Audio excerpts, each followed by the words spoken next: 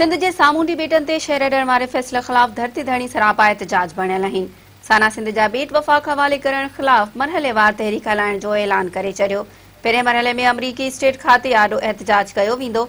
वफ़ाक़ जे ॾेंगे भंडार ऐं ॿियनि ॿेटनि ते वालार ऐं नवां शहर ॾियण लाइ अथॉरिटी जी सदारती आर्डीनेंस ख़िलाफ़ सिंध जूं सियासी समाजी क़ौम परस्त ऐं सुजाण धुरियूं सरापा एहतजाज बणियल आहिनि।